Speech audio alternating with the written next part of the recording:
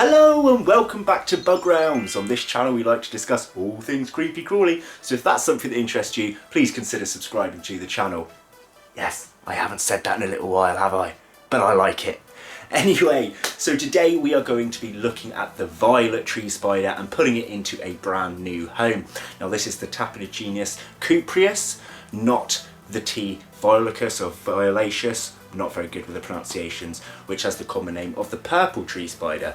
This is another reason where common names can get confusing and we can have problems with genetics and interbreeding and so on and so forth, something to not get into in this video. So yes, this is the T. cupreus that we are looking at today. So without further ado, let's have a look at that spider. So here it is right now, just at the back of its current enclosure. This is actually what I purchased it in from So Many Legs. Now you'll see it does look more of a coppery colour rather than a violet colour, and I'm going to be completely honest with you guys, I'm not quite sure if that will change or not. I see a lot of different images online, some remaining this coppery colour, others gaining more violet colour. I'm still learning about tappies and they are something that I really want to get into, so if someone can answer that question for me in the comments below, that would be fantastic. As you can see here, look, sexed female, T. cupreus, violet tree spider. So let's have a look at what we're going to be housing her into. So here we are guys, what she doesn't make up for in current coloration, hopefully will make up for in the pretty little flowers that we put into this enclosure. And if you look at the background, it is a custom made one. I like to keep them that little bit shabby looking. I do not like ultimate perfection on my backgrounds. I don't know why, but I've tried to make it look more of a stone effect with a sort of violet-y purple sheen to it. I'm not sure how well you can see that there. There we are, as you can see. There's that violet sheen on the background. And the bit of wood in here actually is curved. May not be able to tell so much on the camera, but if we come around the back here, you can see it kind of has a big indent, just like a normal piece of cork bark could that was in a semicircular shape. Now you can see it's got plenty of space to hide inside. So next question, how do we get her from there to here? I'll show you. Ta-da! This hideous looking contraption that is a really rough, ugly version of what you've probably seen on other channels. So the idea is, I take the lid off, this would rest on the top, I use a straw through the holes to get the tappy up in, and same again to get it back down. So, no more explaining, let's just crack on and see how this goes. So, as you can see, she's still sat in the back there. I'll simply unscrew this lid. Tappies are incredibly fast, so I'm just going to prepare in case she bolts to put this straight over like so. Now I just have to double check that it's lined up correctly and I've left no gaps. There we are. And I'm going to just change angles for you now so that you can see the transfer. So I've given you the view of the bottom piece here. I'm sorry that it's murky, but there's no point me cleaning this up before recording when it's being rehoused. And I'm simply above here going to be putting a straw through and guiding it up. So let's see how this goes. Straw's going through the top now. I've just dropped the straw in completely. What a terrible move. Look at that. The straw, I don't even know if you can see it on this. There, look. Oh, I've dropped it in the hole like an amateur. Now I'm going to have to go and get that out.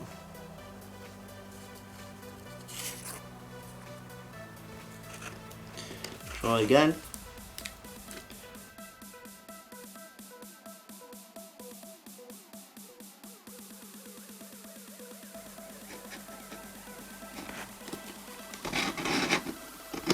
So I've swapped angles so that you can see. She's just in here now. So all I need to do is slide another board beneath that piece of cardboard and she'll remain there.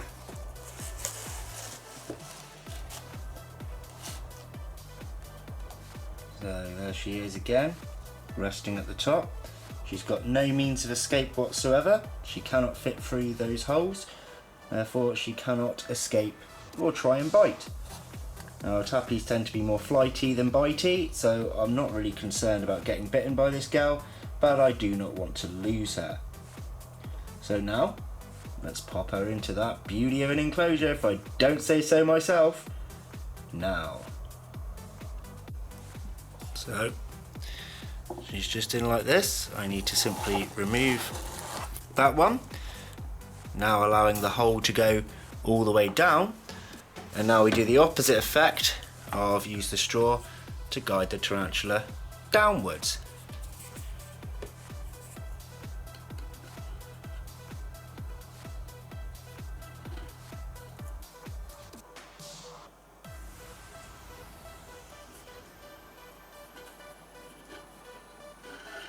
And as you can see, she's run down to that corner, but we have to get the lid on now. So it's a simple case. Take this one off, put the lid on. Now this lid does have a locking mechanism, however just for the minute I want to take this time to appreciate our gal. Let's see what kind of shots I can get for you. Well, here she is behind the bark, trying to escape the bright light that I've got from behind. A lot of tarantulas don't like bright lights, but these tappies tend to be especially shy when it comes to them.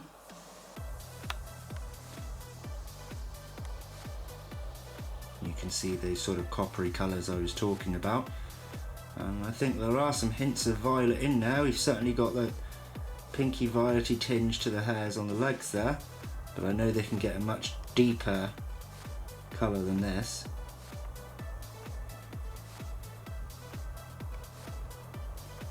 A lot of people say that tappies all look alike, and to be honest, under the wrong lighting they do, or at least look very, very similar. But I'm hoping to be able to show you on this channel the differences between them when you get the right light on them. So what I think I'll do now, guys, is give her some settle in time, give it a couple of days, and then I'll attempt to give this gal a feed for you and see if she'll do a takedown for us on the video. I'm sorry that the camera's focusing mostly on the foreground rather than the tarantula, but I wanted to just get this shot in before we give her that time to settle in of the legs. They've got almost Salmopius style look to those legs, so those pretty little markings on there. Not quite the same, of course, but they have their slight similarities. And I think from this angle, we've got that rose gold coppery colour on the legs, but if you look beneath the hair, there may be that sort of violet tinge. Well, I've got out of focus now. You guys tell me in the comments whether you can spot that as well. Right, as I've lost all focus, we'll skip ahead time now until feeding time. I just had to hit record again, guys, because check this out. In just 45 minutes of being in her new enclosure, she has already webbed up one corner and started making her very own dirt curtain. That is phenomenal. Thought I'd just take another angle at this. Look at that silhouette of her amongst her web. To me, this is truly beautiful. So it's now been a few days. I've actually popped this one inside my dairy cow isopod tub. The reason being is the tarantula actually, where's it gone? Oh, I've lost it now. I don't know if you'll be able to spot it. I've got mine at a funny angle. But it actually sits around up here somewhere. And meaning when I open this lid, we have a chance of it bolting. Now, if this were to run out down here, the likelihood is I can stop it in here before it climbs up and back over the other side. At least that's what I'm hoping. So we're going to remove the top and see if we can see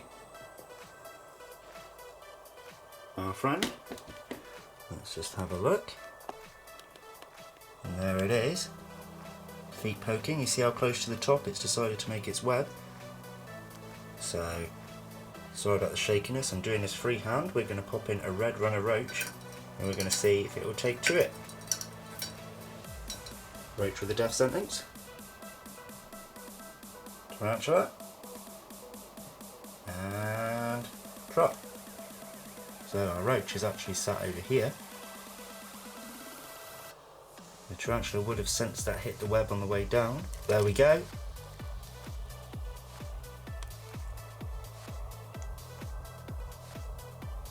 I don't know how well you can see that. It's actually very dark from where I'm looking, but hopefully you can see.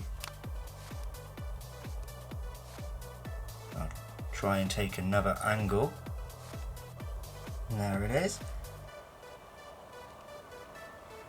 Moved away a bit from the light there.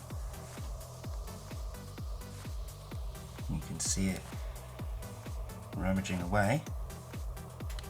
So I've taken on a side view now, and you can see her just there.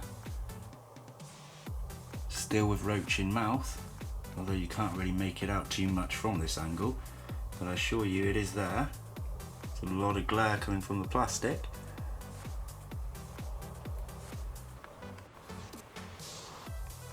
Sorry we didn't get any awesome fang action or anything like that, but at least we got to witness a part of a takedown. And we've got some movement now. There we are, there's the roach within her jaws. Fangs have pierced right through, holding the roach into place. And she's span around now, sort of arboreal happy dance. There she goes, wiggling that booty a bit. Yay, arboreal happy dance, awesome.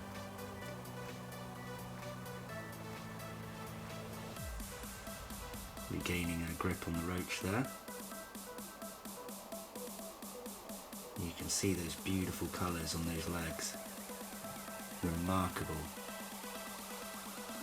I'm going to take it back up into our web. I think so.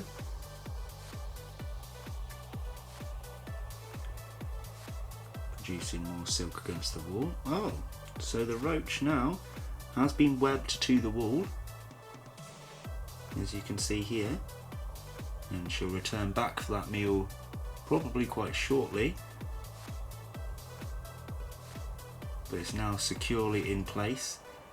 It's no longer moving, so perhaps we've had some venom take effect, or perhaps it's just stuck there tight. Fangs. We got some fang action in the end. There we go. Pierced right into the back of the head of the roach. Just wish I could have had this a bit more clear rather than through the plastic for you guys, but I hope you appreciate it still. Oh, lovely, lovely. So while she's enjoying her meal, you can see she continued webbing where she wanted to, up by the flowers at the top of the cork bark.